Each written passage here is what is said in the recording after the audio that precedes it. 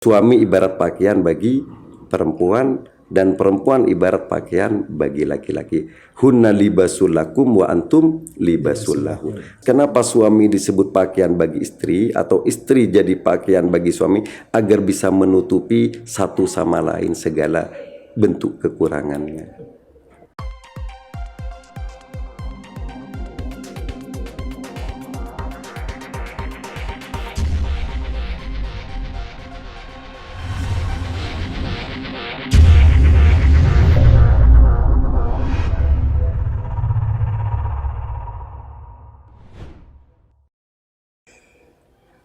Assalamualaikum warahmatullahi wabarakatuh. Waalaikumsalam warahmatullahi wabarakatuh. Bismillahirrahmanirrahim. Assalatu wassalamu ala sayyidina Muhammadin wa ala alihi wa sahbihi ajma'in. Qala Allah Ta'ala, A'udzu billahi minasyaitonir rajim. Wa min ayatihi an khalaqalakum min anfusikum azwaja litaskunu ilaiha wa ja'ala bainakum mawaddatan wa rahmah inna fi dzalika laayatin liqaumin yatafakkarun. Sadaqallahul azim. Amma ba'du. Alhamdulillah, pada kesempatan yang kesekian kali kita kembali hadir dalam podcast kebanggaan kita, yaitu Suara Mangkisan. Para pemirsa yang kami cintai dimanapun Anda berada, pada kesempatan kali ini kami angkat tema yang mungkin ditunggu-tunggu ya, yang banyak dibutuhkan penjelasannya oleh sekian masyarakat. Apakah tema yang akan kita angkat pada sore hari ini? Kita akan mengangkat tema seputar pembahasan pernikahan. Insya Allah ini adalah pembahasan yang akan berkelanjutan mulai dari awal hingga akhir nanti. Baiklah pemirsa, pada kesempatan siang hari ini kita kembali hadirkan narasumber kebanggaan kita, yaitu Al-Ustadz Ahmad Sa'dullah. Assalamualaikum Ustadz Ahmad. Waalaikumsalam. Bagaimana kabar terakhir Ustadz? Alhamdulillah sehat-sehat. Sehat Ustadz ya. Dari catatan kami cukup lama Ustadz tidak memiliki kesempatan untuk hadir. Ya, banyak kesibukan. Banyak kesibukan. Alhamdulillah siang hari ini beliau bisa hadir pemirsa. Seperti yang saya sebutkan tadi, kita akan mengangkat satu tema ya, yaitu pernikahan. Insya Allah nanti tema ini kita bahas per bab, tentu di kesempatan yang berbeda insya Allah. Baiklah Ustadz, berbincang tentang pernikahan Ustadz. Ketika dulu saya ngaji di pesantren, itu satu-satunya bab menurut pengalaman saya, ketika nyampe pernikahan itu hati itu senang. Betul sekali. Kira-kira kok bisa seperti itu? Ya, karena pernikahan itu identik dengan urusan asmara. Urusan asmara. Urusan cinta. Iya. Urusan kebahagiaan. Baik Ustaz. Tentu yang akan kita persembahkan pada pemirsa Ustaz ya. Paling awal sendiri Ustaz, ketika kita bicara pernikahan itu sebenarnya apa Ustaz? Baiklah, sebelum saya menyampaikan apa yang bisa sampaikan pada siang hari ini, terlebih dahulu saya akan menyampaikan salam kepada para pemirsa. Assalamualaikum warahmatullahi wabarakatuh. Waalaikumsalam warahmatullahi wabarakatuh. Ya. Bismillahirrahmanirrahim. Alhamdulillahilladzi ahallan nikahah wa harramas sifah. Wassalatu wassalamu ala Rasulillah Sayyidina Muhammad wa ala alihi wa sahbihi wa mawalah amma ba'du. Sebetulnya membahas pernikahan di bulan ini sangat tepat sekali ya Ustaz. Iya. Karena sekarang bulan Rabiul Akhir ya. Rabiul Akhir. Bulan Rasul kata orang Madura, itu musim pernikahan. Iya. Ya. Musim asmara. Ya. Sebelum sampai kepada pembahasan pernikahan, maka yang perlu dibahas adalah tentang hal-hal dalam pranikah. Iya. Jadi pada dasarnya manusia itu kan makhluk sosial. Jadi wajar kalau punya keinginan untuk hidup tenang, hidup harmonis. Lebih-lebih manusia itu dikaruniai perasaan rasa cinta atau ketertarikan kepada lawan jenis. Iya. Jadi menjadi kodrat manusia. Sehingga Allah menyatakan zuyyina linnasi hubbus syahawati minan nisa'i al-ayah. Saya ambil sedikit ayat ini karena berkaitan dengan urusan bahwa zuyyina linnasi hubbus syahawati, jadi dihiaskan atau diindahkan kepada manusia itu hubbus syahawati minan nisa, cinta yang mengandung birahi, cinta yang mengandung syahwat terhadap wanita-wanita. Jadi hubbus syahawati ini sudah mewakili bahwa wanita pun juga ada ketertarikan kepada laki-laki. Berarti itu ayat dua arah. Ya, dua arah ya. Laki-laki ke perempuan. Ya, banyak memang dalam Al-Quran itu dalam redaksinya itu untuk diarahkan kepada satu hal, tapi ternyata mengandung dua hal, banyak sekali. Jadi ketika berbicara hubus syahwati minan nisa'i, berarti itu mencakup juga bahwa wanita pun juga ada ketertarikan kepada laki-laki. Nah, bagaimana cara Islam mengatur dua insan yang saling jatuh cinta, seperti itulah cara Islam itu mengatur mengatur rasa cinta satu sama lain itu bagaimana. Baik, tadi yang menarik dari ayat tadi itu zuyinah, berarti kan diperhias. Ya, diperindah atau dihias. Artinya berarti laki-laki dan perempuan memang memiliki itu secara bawaan atau bagaimana? Ya, memang betul itu merupakan karunia Allah. Dan itu di luar wilayah kekuasaan manusia, di luar kemampuan manusia. Tidak bisa dikarang-karang. Tidak bisa dikarang-karang dan tidak bisa dipaksakan. Itu pernah terjadi juga kepada Rasulullah Shallallahu Alaihi Wasallam. Beliau punya istri 9. Cuman dari sekian yang 9 itu, yang pasti beliau adil ya, cara bersikap, dalam cara bertanggung jawab dalam membina rumah tangga dengan istri yang ke-9, beliau benar-benar adil. Iya. Cuman urusan cinta, ketika beliau yang ada di benak beliau atau dalam pikiran beliau selalu nampak wajah Sayyidatina Aisyah, maka beliau menyatakan begini. Jadi bermunajah kepada Allah, ya Allah, apa yang saya rasakan, artinya lebih mencintai Aisyah daripada istri-istri yang lain, ini di luar kemampuan saya. Seperti itu pernyataan Kanjeng Nabi, maturnya kepada Allah seperti itu. Berarti kerja hati, Ustaz. Ya, betul. Hubun itu kerja hati. Betul. Baik, Ustaz, barusan Ustaz sempat menyitir hal pertama, Ustaz, misalnya dari kita ini mau melangsungkan pernikahan, Ustaz. Jadi pranikahnya itu apa saja, Ustaz, yang perlu dipersiapkan? Ya, sekarang ini ada istilah yang kayaknya terlalu ngawur ya. Ada istilah pacaran Islami.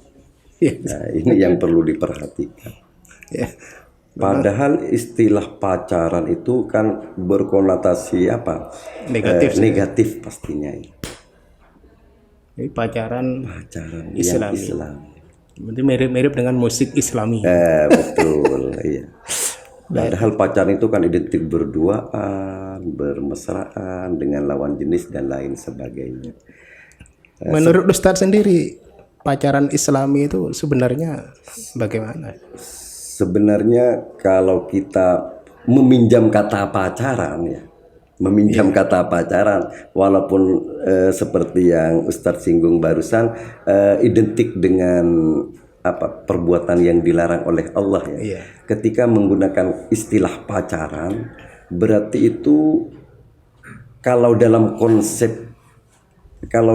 Islam ada istilah konsep khitbah. Khitbah itu melamar wanita yang dicintainya. Jadi secara definisi fikih bahwa khitbah itu melamar, meminang itu adalah iltimasul khotibih minal makhtubatin nikah. Jadi apa? Seorang laki-laki yang hendak melamar wanita iltimasul khotib minal makhtubati an nikah. Jadi ada keinginan dari pihak laki-laki untuk mengajak nikah kepada wanita yang hendak dilamar. Jadi tata caranya adalah bisa secara langsung menghadap, bisa juga melalui perwakilan. Berarti khitbah itu mengajak menikah Ya hasilnya. betul, mengajak menikah. Jadi khitbah itu sendiri fungsinya untuk ta'aruf, saling mengenal satu sama lain. Sehingga ketika saling mengenal satu sama lain, baik dari karakternya atau dari latar belakang keluarganya atau lain sebagainya, sehingga nanti ketika sebelum adanya pernikahan kedepannya tidak akan ada penyesalan. Sudah saling memahami masing-masing. Sudah saling memahami. Berarti melihat dari penjelasan Ustadz tadi, khitbah itu untuk ta'aruf, Pak. Ya. Artinya yang terjadi di masyarakat boleh dibilang terbalik-balik, Ustaz. Anak muda itu kan kadang menggunakan istilah ta'aruf itu sebelum khitbah. Nah, betul, itu yang salah. Oh, itu salah. Berarti ta'aruf itu setelah khitbah yang Ya, benar. setelah khitbah yang benar. Itu pun ada batasan-batasannya. Iya. Secara fikih yang diperbolehkan hanya melihat wajah dan kedua telapak tangan, bukan menyentuh, cuman sebatas melihat. Melihat wajahnya itu karena identik dengan lijamaliha, karena identik dengan keindahan, identik dengan kecantikannya. Kalau kedua tangannya menurut fikih, kenapa kedua telapak tangannya? Karena itu simbol dari khisbil badan. Jadi postur tubuh itu bisa dilihat dari, atau kesuburan tubuh, kebahenolan dan lain sebagainya bisa terwakili oleh kedua telapak tangan. Seperti itu. Baik, ini saya tertarik sekali tentang, saya justru secara sepihak sementara ini memahami begini, Ustaz. Iya. Berarti ketika terjadi khitbah, sebenarnya antara pihak laki-laki dan pihak perempuan itu jangan terlalu GR, Ustaz, ya. Iya, betul. Potensi tidak wajib menikah itu ya. Khitbah itu kan tidak wajib menikah. Padahal sementara ini kan justru seakan-akan kalau khitbah sudah terlaksana berarti potensi menikahnya itu sangat besar. Bagaimana itu? Jadi ketika konsekuensinya dalam khitbah itu, ketika wanita itu sudah resmi dilamar dan diterima, ya, Iya. maka haram hukumnya bagi laki-laki lain untuk meminangnya. Jadi saya baca penggalan hadisnya karena cukup panjang. Jadi wala yaktubuh ala khitbati akhihi hatta yadar. Jadi tidak boleh melamar wanita yang sudah dilamar oleh saudaranya, saudara sesama muslim, hingga orang yang melamar pertama itu sudah benar-benar meninggalkannya, sudah meninggalkannya. Iya. Nah, jadi konsekuensinya ketika sudah terjadi khitbah, maka dia benar-benar berhak untuk dinikahi oleh laki-laki yang melamarnya. Orang lain tidak boleh melamarnya ataupun mengganggunya dan lain sebagainya. Sementara karena ini bukan perjanjian nikah, Iya.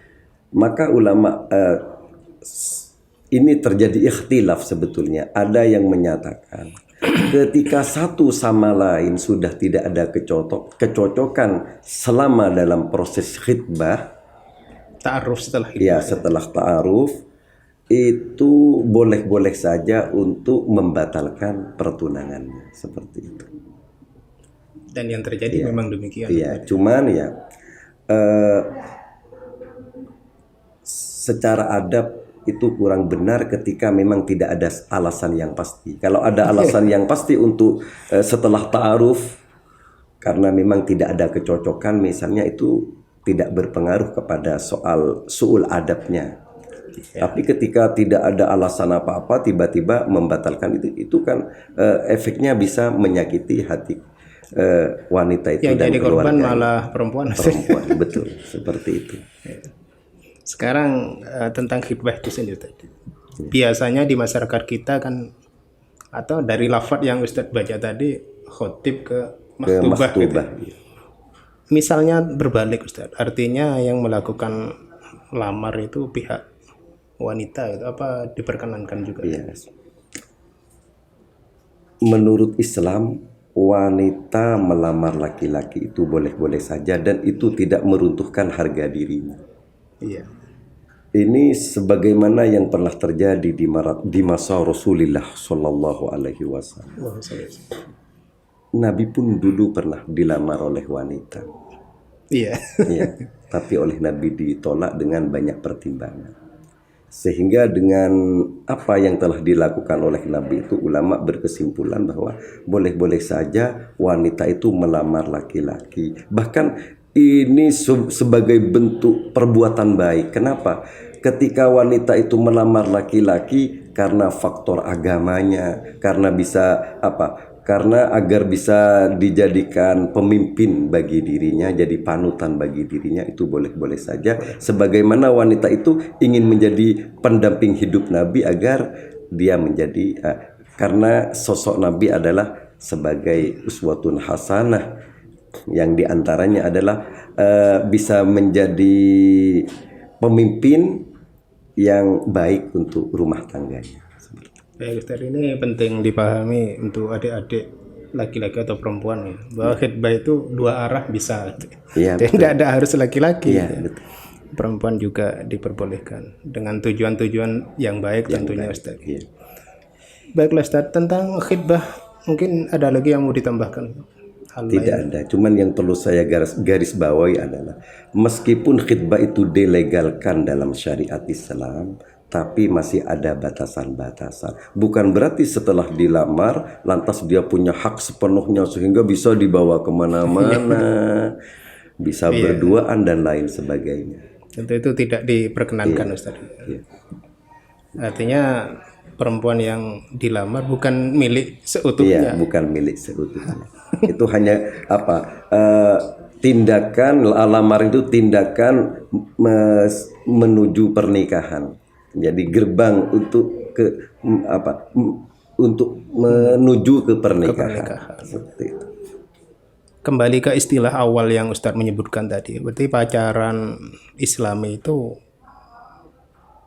ada atau tidak ada Ustadz, kalau berkaitan dengan khitbah yang kita bahas ini?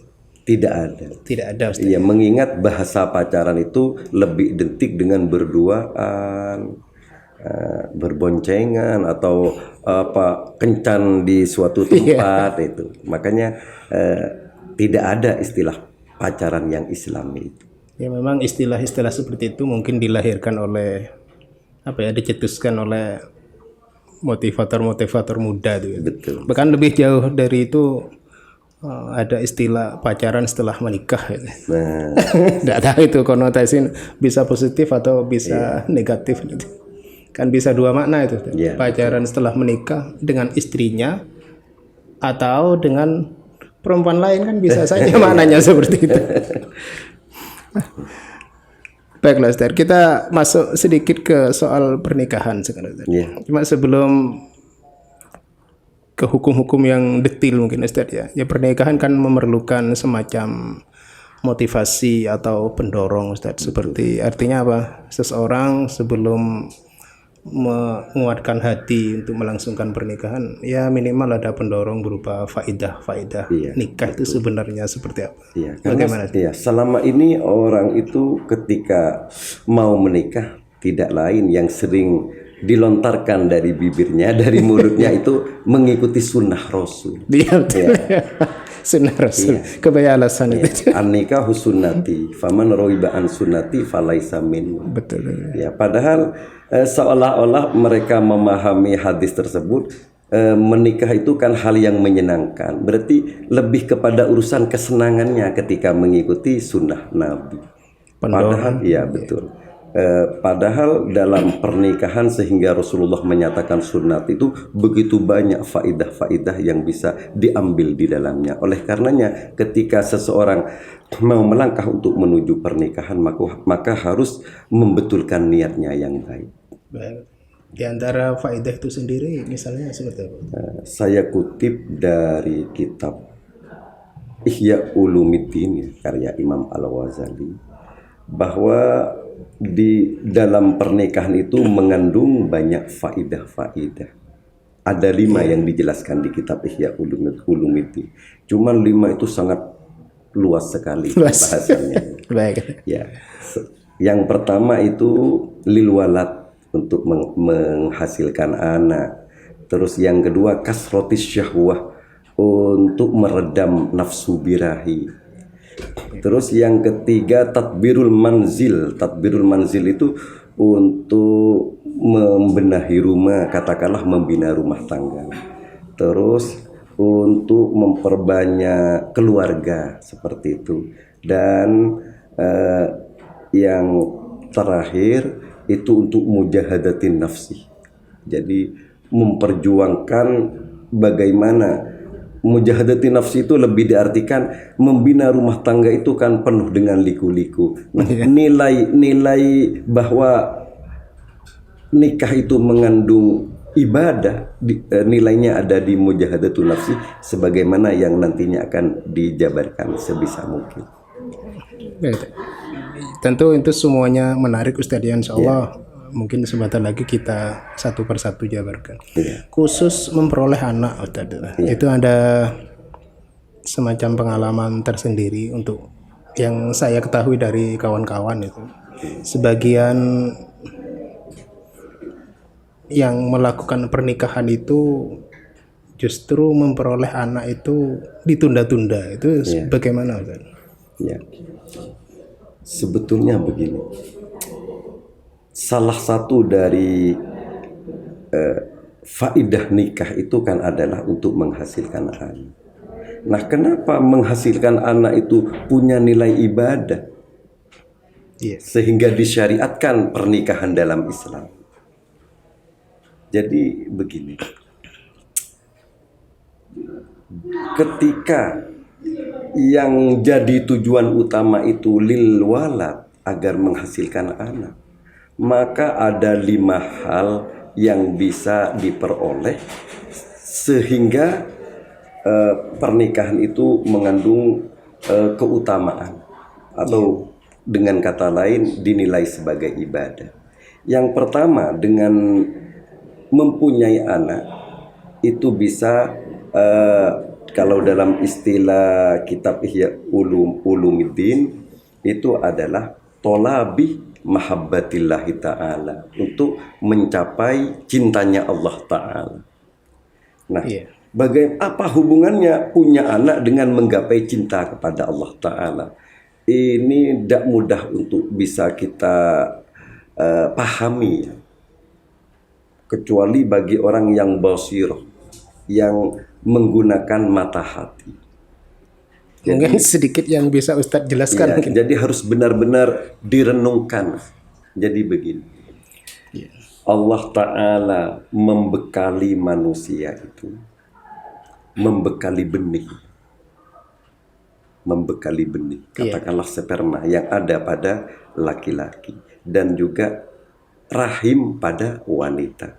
Kalau rahim berarti dalam istilah Quran itu kan disebut faktu harsakum annasyitum nisaukum harthulakum. Wanita itu kan harthulakum, ibarat ladang ya. Jadi rahim itu sebagai ladang, sedangkan sperma itu sebagai benih. Kalau istilah medis ada namanya ovum, ada sel telur di perempuan itu. Betul ya. Jadi kenapa Allah membekali itu kepada manusia? Karena agar keturunan manusia ini tidak punah. Jadi ada generasi. Nah, yang menjadi motivator adalah dibekali syahwat atau nafsu birahi, itu sebagai motivator. Sehingga dengan adanya bekal benih bagi laki-laki dan ladang atau rahim bagi wanita, dengan motivator tersebut, dengan dimotivasi oleh nafsu syahwat, maka terjadilah persetubuhan yang bisa melahirkan anak. Iya. Nah, berarti sekarang kita bayangkan, seandainya ustadz itu ada seorang ustadz itu punya majikan. Majikan itu memfasilitasi alat-alat kerja misalnya, dengan agar bisa memproduksi apa misalnya. Iya. Ternyata diabaikan atau dibiarkan. Apakah tidak menjadi murka bagi Si majikan. si majikan? Sebaliknya, ketika itu benar-benar digunakan dengan baik dan sesuai dengan tujuan yang memberikan sehingga bisa memproduksi produk-produk apa misalnya, tentu akan membuat senang atau cinta majikan. Begitulah yang dimaksud bahwa kenapa tujuan punya anak dalam pernikahan punya nilai ibadah, karena bisa menggapai cinta Allah. Kenapa bisa menggapai cinta Allah? Karena menggunakan seluruh fasilitas yang Allah berikan dan bisa mewujudkan apa yang Allah tuju dalam memberi fasilitas tersebut, yaitu agar manusia ini di dunia tidak punah, punya keturunan-keturunan yang baik tentunya. Artinya memanfaatkan fasilitas yang sudah disiapkan. Ya, betul. Bisa juga mungkin dimaknai dengan syukur itu Ustaz. Ya, betul, dengan syukur. Jadi syukur. Wah, kita bersyukur setelah diberi, Kemudian digunakan. digunakan. Dengan baik. Ya, betul. Seperti itu. Dan yang kedua, nailu mahabbati Rasulillah sallallahu alaihi wasallam. Itu bisa menggapai cinta Rasulullah. Kenapa? Dengan mempunyai anak akan menjadi bangga bagi Rasulullah, khususnya kelak di alam akhirat. Makanya Kanjeng Nabi menganjurkan kepada umatnya, tanakahu tanasalu takatharu. Jadi menikahlah, memperbanyaklah keturunan, fa inni mubahim bikumul umama yaumal qiyamah. Karena kelak di hari kiamat aku akan memamerkan, membanggakan kalian semua. Jadi semakin banyak umatnya akan dibanggakan kepada nabi-nabi yang lain. Itu berarti dapat menumbuhkan rasa cinta kepada Rasulullah. Artinya Rasulullah senang ketika satu pasangan itu punya anak. Ya, betul. Karena menyumbang misi Rasulullah, membantu. Betul. Makanya bagi ulama yang level tinggi itu al-azlu kalau istilah dulu. Sekarang kan tidak ada KB ya. Dulu kan tidak ada KB. Kalau istilah sekarang kan KB. Kalau dulu al-azlu artinya ketika berhubungan intim setelah sampai kepada orgasme puncak ejakulasi, maka dicabut agar sperma tidak masuk ke dalam rahim. Dulu ada salah satu sahabat yang melakukannya. Kalau untuk yang level yang tinggi itu diharamkan karena bisa memunahkan keturunan. Level tinggi ini maksudnya? Ya, yang tingkat tasawuf lah, ulama-ulama tasawuf. Kalau untuk ulama-ulama fikih itu kan hanya makruh hukumnya. Oh, begitu. Kalau yang haram itu kan kalau qat'ul habli. Kalau itu kan hanya man'ul habli. Kalau qat'ul habli itu berarti misalnya mengangkat rahim atau disumbat dengan alat teknologi misalnya yang tidak akan bisa hamil selama-lamanya. Itu yang tidak diperkenankan. Yang diharamkan. Kalau hanya man'ul habli, jadi mencegah kehamilan, itu masuk dalam kategori hukum makruh saja. Kalau sebutan itu Ustaz, artinya kalau seseorang itu laki-laki yang seandainya punya anak-anaknya berpotensi baik sehingga dia harus memperbanyak anak. Sementara ada laki-laki yang mungkin kalau punya anak potensinya tidak dididik atau kocar-kacir. Itu bagaimana? Apa ada perbincangan seperti itu? Artinya mau melakukan man'ul habli misalnya ya. Iya. Karena khawatir tidak anak-anaknya tidak terurus. Sebagian dari ulama ada yang menyatakan memang man'ul habli bisa masuk ke kategori hukum boleh, tidak sampai makruh. Ketika memang dalam tujuannya itu khawatir tidak bisa bertanggung jawab ketika anak banyak. Itu ada. Jadi memang juga dibahas juga oleh ulama. Iya, betul. Berarti boleh gitu. Boleh. Iya. Baik Ustaz. Tadi beberapa faedah Ustaz menyebutkan tentu memperoleh anak ini oleh Imam Ghazali ditaruh di awal. Iya. Itu karena derajatnya memang paling penting Ya, gitu. merupakan substansial daripada pernikahan itu sendiri sehingga disyariatkan.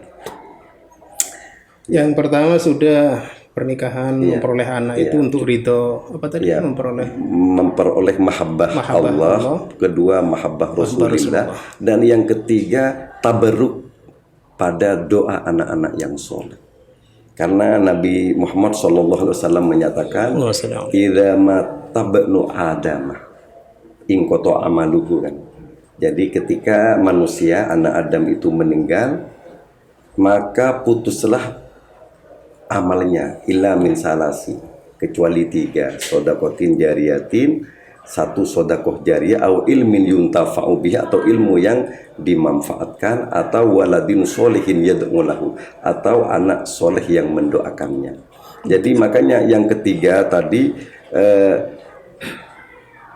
bisa tercapai. Iya, bisa tercapai. Jadi yang ketiga itu tabarruk kepada doa anak yang soleh ketika ia sudah meninggal dunia, ketika dirinya sudah meninggal dunia.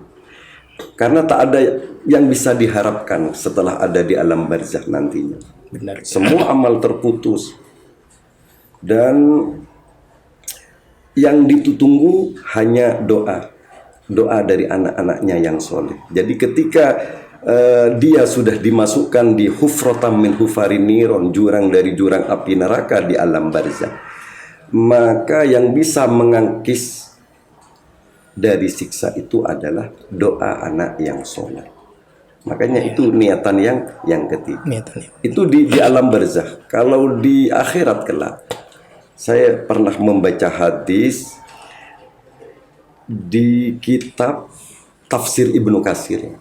Iya. Jadi idza dakhala rajul, ketika seorang laki-laki itu masuk al-jannah ke dalam surga.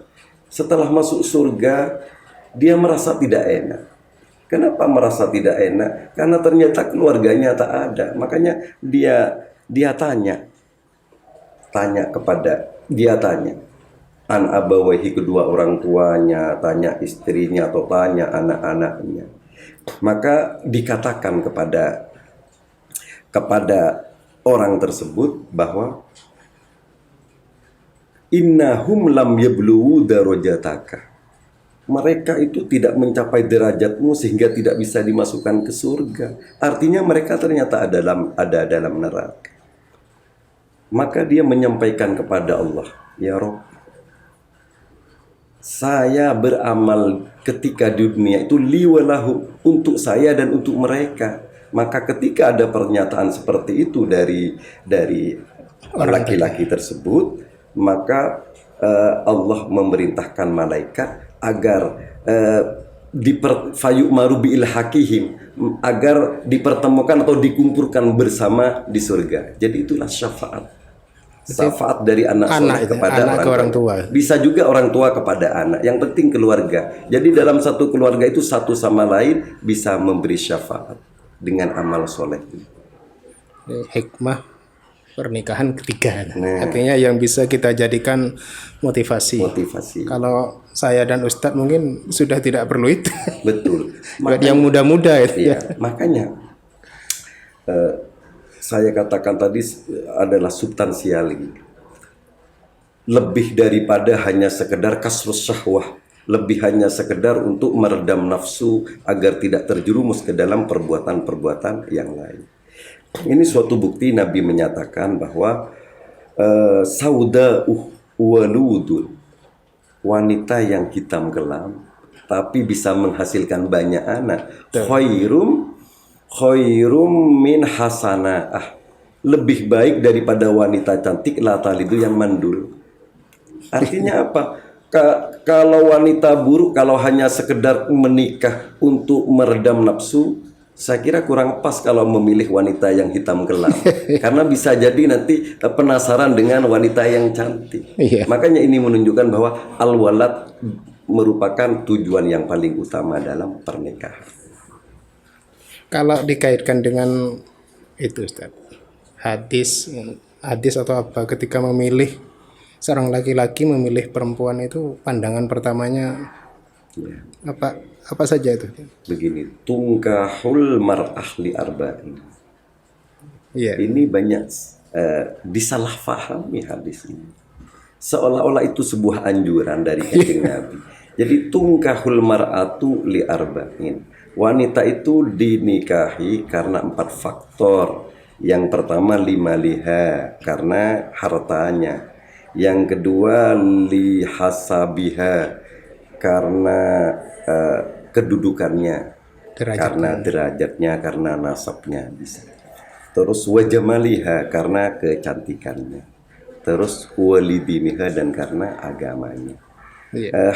Pernyataan hadis tersebut bukan sebagai bentuk perintah. Kalau dalam istilah ilmu nahwu itu kalam khobar, bukan kalam insya, bukan berupa anjuran atau perintah. Nabi menyatakan hadis tersebut hanya menyatakan bahwa umumnya orang menikah itu punya 4 pilihan ya. Itu yang ideal ya. Seperti itu. Maka ketika yang terakhir lidini fatfar, baru Nabi menyampaikan dalam bentuk insya, dalam bentuk perintah, fatfar yadakah, fadfar Fariddin kalau tidak salah,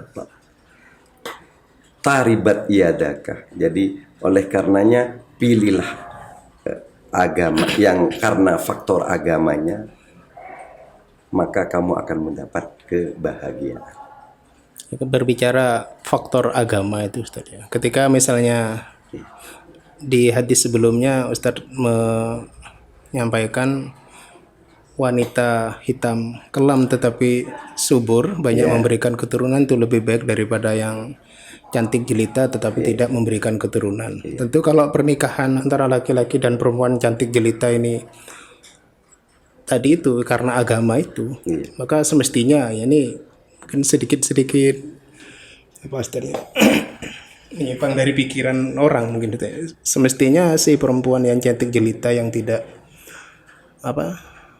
bisa memberikan keturunan itu mempersilahkan suaminya untuk menikah lagi misalnya. Tetapi ya harus dicek tentu Ustaz ya, dicek ke dokter gitu. Secara jujur sebenarnya siapa yang bermasalah. Berarti itu keluar sedikit itu. Ya karena begini, nanti kan ada faidah-faidah yang lain. Ini dalam konteks berbicara bahwa tujuannya lil walad. Jadi bukan berarti Islam itu mendiskreditkan orang-orang wanita-wanita yang mandul, yang tidak bisa memproduksi anak. Karena faidah-faidah yang lain bisa dicapai dalam pernikahan itu, bukan hanya karena faktor walad kan, bukan karena faktor untuk menghasilkan anak. Untuk menggapai apa yang faidah yang terkandung dalam pernikahan kan tidak harus melulu anak. Baik Ustaz, masih di anak itu apa ada yang belum terjelaskan? Oh, ada satu lagi yang disampaikan, yang saya kutip dari kitab Ihya. Yang keempat kalau tidak salah ya. Tadi yang pertama Pak, untuk menggapai cinta Rasulullah, cinta Rasulullah untuk tabarruk atau mengambil berkah dari doa anak yang soleh ketika setelah dirinya meninggal. Dan yang keempat untuk mendapatkan syafaat dari anak yang meninggal terlebih dahulu, anak kecil ya, yang masih kecil yang meninggal terlebih dahulu sebelum dirinya. Jadi kelak ada hadis menyatakan begini, innat tiflah yajurruh li abawaihil jannah. Jadi sesungguhnya anak kecil, artinya yang meninggal dunia itu bisa menarik kedua orang tuanya menuju surga. Itu diriwayatkan dalam sebuah hadis bahwa ada anak kecil itu ada di gerbang surga. tidak masuk. Iya. Ketika diperintahkan untuk masuk ke dalam surga, dia tidak mau. Dia bahkan marah, menggunakan kata waidon dalam konteksnya, dalam teksnya menggunakan waidon. Dia marah. Kenapa dia marah? Saya tidak akan masuk surga kalau tidak bersama kedua orang tua saya. Sementara kedua orang tuanya ada di neraka. Maka dengan pernyataan anak kecil tersebut yang marah tidak mau masuk ke surga, kalau tidak mau dimasukkan ke surga mau diletakkan di mana kan? Makanya kedua orang tuanya dikeluarkan dari neraka untuk selanjutnya masuk surga bersama anak kecil itu. Itu hikmah daripada ketika anak yang masih kecil meninggal tapi kedua orang tuanya rela dengan takdir Allah. Dia asik juga. Iya. Artinya anak kecil justru membawa orang tuanya masuk ke surga. Ini sebagai bentuk hiburan sebetulnya kepada orang tua yang punya anak yang meninggal masih kecil. Padahal ketika kecil lucu itu menyenangkan. Iya. Wah, harus ditinggalkan untuk selamanya di dunia. Tapi tidak semata-mata hiburan kan itu. Artinya memang bisa diharapkan. Ya kan? betul, bisa diharapkan. Ya, enggak begini maksudnya. Dalam takziah itu kan salah satu tindakan orang yang bertakziah atau orang bertakziah itu kan tasliyah, menghibur agar tidak terlalu larut dalam duka. Yeah. Maka itu juga bisa dijadikan motivasi agar tidak terlalu larut dalam duka. Sampai ditunggu di surga tinggal gitu. Betul, seperti itu. Penting juga. Baiklah Ustaz. Untuk hikmah yang pertama tadi ternyata luas sekali Ustaz. Iya, Padahal luas. tadi disebutkan ada 5. Itu saya kutip semua dari kitab Ihya Ulumuddin. Bisa kita melangkah pada hikmah yang kedua Ustaz? Ya, silahkan. Saya kira cukup untuk yang pertama tadi untuk mendapatkan anak. Ya, baik. Yang kedua tadi apa? Yang kedua kasrotis syahwah. Jadi untuk meredam nafsu. Makanya Nabi Muhammad SAW menyatakan, ya ma'syarus syabab, wahai para pemuda, man istata'a ilaikumul ba'ath. Man istata'a alaikumul saya lupa Ustaz redaksinya. Ilaikumul ba'ath. Jika kamu punya biaya untuk menikah, falyatazawwaj, maka menikahlah. Fa innahu awaddu lil basar, karena menikah itu lebih memejamkan mata untuk melihat yang diharamkan, wa ahsanu lil farj, dan lebih menjaga kemaluan. Iya. Terus kalau tidak mampu, maka dianjurkan berpuasa, karena dalam puasa itu bisa menimbulkan wija. Wija itu benteng, sehingga dengan berpuasa kan tubuh kita lemah, sehingga nafsu birahi yang menggelora bisa diredam dengan berpuasa. Itu bagi pemuda yang tidak punya biaya menikah. Berarti mampu dalam arti biaya atau yang lainnya, mampu lain. Lebih kepada biaya ketika melihat konteksnya dari depan kan ba'atah. Jadi ya ma'syarul syabab manistato'ah. Mampu dalam hal biaya. Terus syahwat sendiri apa sebatas pandangan atau yang lain? Tadi memandang. Ya, memandang ya seperti memandang wanita cantik, atau itu kan lebih meredam ketika kita sudah menikah. Makanya ada anjuran dari Rasulullah Shallallahu Alaihi Wasallam ketika kalikan ini khitabnya kepada orang yang sudah menikah. Iya. Ketika kamu melihat perempuan lain, maka pulanglah, cepat-cepat pulanglah. Ketika kamu melihat perempuan lain dan tertarik, maka pulanglah dan berhubungan intimlah dengan istrimu. Jadi untuk meredam yang itu. Ya. Karena ternyata apa yang ada di wanita itu ada juga pada istri. Seperti itu. Kan ini sebenarnya ngelogika sekali ya tadi. Artinya sangat masuk di akal. Betul. Berarti antar perempuan 1 dan 2 atau istri dan perempuan lain itu ya sebenarnya sama. isinya sama. Iya, karena itu memang merupakan tipu daya syaitan sebetulnya. Iya. Baik, Ustaz. Untuk yang ketiga, Ustaz. Iya. Apa tadi hikmah yang ketiga? Hikmah yang ketiga itu untuk memperbanyak keluarga.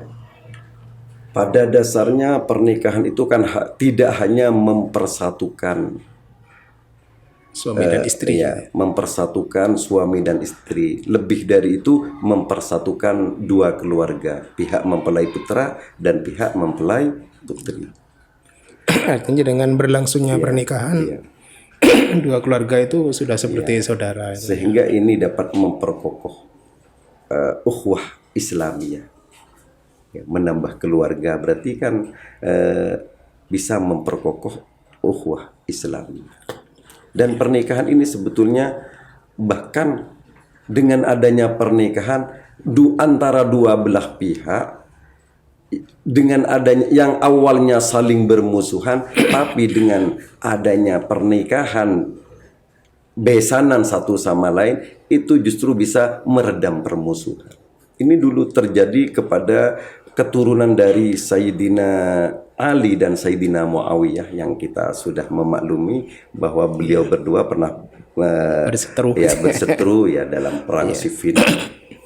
Pada akhirnya yang bisa mempersatukan, mendamaikan dua belah pihak itu justru adanya rasa cinta yang mampu menembus atau menghancurkan benteng yang sangat kokoh antara satu sama lain. Makanya dalam kitab Taisirul Kholaq itu sifat ulfah, timbulnya sifat ulfah itu diantaranya adalah adanya pernikahan. Sehingga bisa memperbanyak keluarga. Kalau dari kisah Nabi sendiri, Ustaz, apa ada salah satu pernikahan beliau yang seperti itu? Artinya mempererat ukhuwah. Iya. Kenapa Nabi itu istri-istrinya kebanyakan dari keluarga sahabatnya sendiri. Di antaranya adalah Sayyidatina Aisyah, putri dari Sayyidina Abu Bakar. Yang mana Sayyidina Abu Bakar begitu setianya kepada Nabi, rela mengorbankan nyawa, bahkan ketika di Gua Sur beliau yang melindungi, menemani dan melindungi Nabi. Termasuk pula dari seperti Sayyidina, kalau ada yang menjadi mertua Nabi di antara, saya lupa, di antara kalau tidak salah Umar juga itu. Nah, Umar ya. Iya. Kalau Sayyidina Utsman dan Ali menantu. Oh iya betul, Sayyidina Umar menjadi mertuanya Kanjeng Nabi, ya betul. Berarti itu ikatan ukhuwahnya kan menjadi sangat erat. Kalau di zaman sekarang disebut nepotisme itu. Ada juga nepotisme dalam pernikahan. Iya betul. Itu berarti ukhuwah Islamiyah bisa tambah kokoh dengan adanya pernikahan. Ya, betul sekali. Tentu setelah mendengar ini para pemirsa Suara Manggisan ya jangan membayangkan ingin menambah saudara lagi gitu. Ya biasa saja lah. Iya. Kan ada istilah berjamaah itu semakin banyak makmum semakin besar pahalanya. Iya betul. Maka laki-laki itu kan imam, perempuan makmum. Maka semakin banyak makmum, semakin nilai jamaahnya semakin tinggi. Apalagi pakai kaidah yang itu. Semakin banyak yang mendoakan gitu. Iya. Suami sukses itu karena doanya istri. Jadi semakin banyak istri, semakin banyak yang mendoakan. Betul. Semakin sukses. Itu dalil bagi orang yang suka kawin. Suka kawin tapi tidak berani kawin lagi. Tidak berani kawin lagi. Biasanya yang berani kan gak pakai teori itu, langsung saja. Masuk ke kategori takwa. Iya. Jadi suami-suami takut istri tua. Benar sekali. Ya memang di beberapa komunitas ya, yang saya ada di dalamnya itu ketika bicara apa ya, kawan-kawan laki-laki saya yang sering bicara itu justru orang yang takut. Yang takut. Malah yang diam itu yang berani. Betul, ya. Nah, maka para istri itu menurut saya jika suaminya sering bicara ingin menikah lagi, santai saja. Itu berarti takut. Kalau diam saja itu mengkhawatirkan. Lah, yang diam saja itu yang bahaya. Baiklah Ustaz, hikmah pertama sudah kita bahas, hikmah kedua, ketiga, keempat lalu apa itu? Keempat itu sendagurau. Sendagurau. Jadi apa ya? Kalau dalam istilah bahasa sekarang apa? Seperti berkencan sama istri itu. Jadi ada sendagurau yang bisa menghibur. Karena pada dasarnya karakter daripada nafsu itu adalah hal yang sangat membosankan. Sehingga ketika seseorang rajin dalam beribadah, toh ujung-ujungnya nanti tetap ada kebosanan. Itu memang karakter nafsu. Jadi kalau pendorongnya itu nafsu, akhirnya bosan itu. Akhirnya bosan. Sehingga butuh nafsu itu untuk diistirahatkan agar bisa tumbuh atau semangat kembali. Dan itu manusiawi.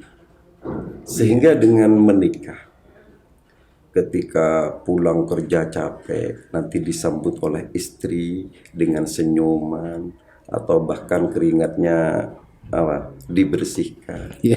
Ya. Disiapkan makanan. Disiapkan makanan kan menenteramkan hati. Itulah makna daripada wa min ayati ana khalaqalakum min anfusikum azwajan litaskunu ilaiha. Itu tujuannya. Itulah kandungan daripada litaskunu ilaiha, bisa menenteramkan hidup. Jadi ketika itu berlaku kepada istri yang solehah. Makanya istri yang solehah itu ciri-cirinya idza nadhartah sarratkah. Ketika kamu memandangnya maka menyenangkan kamu. Itu ciri khas dari wanita. Satu itu saja ciri-cirinya. Iya. Iya, tapi membahagiakan itu kan mengandung banyak arti. Nanti bagaimana sang suami bisa bahagia? Sarotka itu mengandung luas sekali, sehingga kriteria wanita soleh itu banyak sekali. Namun untuk di zaman sekarang, jangankan di zaman sekarang, di zaman ketika ulama menyampaikan bahwa kan dulu mungkin ratusan tahun yang lalu menyatakan bahwa untuk saat sekarang wanita soleh itu ibarat burung gagak yang berwarna putih. Ya. Artinya jarang sekali. Lebih-lebih di masa sekarang. Makanya nanti akan dibahas akan dibahas nanti di hikmah atau faidah yang terakhir, yaitu mujahadatun nafsi, yaitu bagaimana membina rumah tangga sehingga punya nilai ibadah. Ternyata dalam membina rumah tangga penuh dengan liku-liku. Totalnya tadi Ustaz menyebutkan ada berapa faidah? 5 kalau tidak salah ya. Berarti tinggal 1. Tinggal 1 ya. Untuk segmen siang hari ini mungkin kita akan berhenti di 5 faedah ini Ustaz. Iya, betul. Sepertinya sudah cukup panjang. Kita bisa langsung masuk ke yang kelima Ustaz. Yang kelima ya. Jadi kenapa pernikahan itu mengandung nilai ibadah dan mendapatkan keutamaan yang luar biasa? Karena liku-liku dalam rumah tangga itu sangat berat. Iya. Sehingga kalau tujuan pernikahan itu hanya sebatas melampiaskan hawa nafsu, saya kira keutuhan rumah tangga mungkin hanya bertahan 1, 2 atau 3 bulan. Betul. Ya. Karena kesenangan dalam pernikahan itu ada yang memprediksikan bisa hanya 3 bulan. Sehingga yang pengantin baru itu indahnya hanya 3 bulan. Setelah itu ternyata tantangan demi tantangan harus baik dihadapi. Makanya bulan madunya cukup 3 bulan. Iya. Makanya dengan tujuan yang terakhir itu, siapapun yang mau menikah harus benar-benar mempersiapkan mental. Tidak hanya mampu dalam soal biaya, tapi harus benar-benar siap untuk menghadapi banyaknya tantangan dalam pernikahan. Sehingga artinya, itu orang menikah tidak baik-baik saja sebenarnya. Betul seperti itu. Iya. Baik Ustadz, tentu ini semoga apa ya para pemirsa yang masih muda-muda gitu ya. Saya sangat menyarankan sekali untuk diskusi kita atau segmen Suara Magisan kali ini ya bisa pemirsa simak berulang-ulang gitu ya. Tentu narasumber Ustadz Ahmad Sa'dullah dalam hal ini insya Allah siap untuk menerima pertanyaan-pertanyaan lanjutan. Maka saya minta pada para pemirsa, nggak apa-apa layangkan pertanyaan langsung di kolom komentar saja. Insya Allah nanti saya membantu menyampaikan ke narasumber supaya nanti jawabannya dijawab di kolom komentar juga. Kalau boleh saya jabarkan tentang yang terakhir barusan, Ustaz. Iya, silakan. Jadi begini, orang dalam berumah tangga itu bukan untuk mencari yang sempurna, tapi menyempurnakan satu sama lain. Kalau tujuannya mencari yang sempurna, sampai kapanpun dia tidak akan bisa menikah. Iya. Jadi untuk menyempurnakan satu sama lain, untuk saling menutupi kekurangan satu sama lain. Makanya dalam ayat Al-Quran itu bahwa laki-laki itu ibarat pakaian bagi suami ibarat pakaian bagi perempuan, dan perempuan ibarat pakaian bagi laki-laki. Hunna libasul lakum wa antum libasul lahu. Kenapa Quran itu menggunakan kata kiasan? Kalau dalam istilah bahasa Indonesia apa itu, Ustaz? Bahasa apa? Majas ya. Kenapa menggunakan kata majas pakaian? Karena pakaian itu kan untuk menutupi aurat kan. Iya. Makanya begitu juga kenapa suami disebut pakaian bagi istri atau istri jadi pakaian bagi suami, agar bisa menutupi satu sama lain segala bentuk kekurangannya. Berarti dia tidak menjadi sebagai pakaian ketika seorang istri itu menyebarkan aib suami kepada orang lain, menyebarkan aib suaminya kepada orang lain. Sebaliknya, suami yang menyebarkan aib istrinya berarti dia tidak bisa menjadi pakaian. Atau pakaian itu identik untuk melindungi dari panas atau dingin. Apa maksudnya bagi suami istri ini? Melindungi dari segala apapun yang mengancam. Panas itu kan tanggung jawab suami. Artinya suami harus benar-benar menjalankan hak sebagai suami, atau istri harus benar-benar menjalankan hak sebagai istri, seperti itu. Baik Ustadz, pembahasan kita luas sekali Ustadz. Mungkin Ustadz sebagai penutup bisa sedikit menyimpulkan atau yang poin-poin dari pertemuan kita. Ya, baiklah. Seperti yang saya sampaikan sebelumnya, artinya sebelum sampai kepada pembahasan pernikahan, bahwa pada dasarnya manusia itu adalah makhluk sosial. Tentu wajar kalau butuh kehidupan yang tentram, butuh keharmonisan dan lain sebagainya. Dan begitu juga manusia itu telah dikaruniai rasa cinta oleh Allah atau rasa ketertarikan antara laki-laki kepada perempuan atau perempuan kepada laki-laki.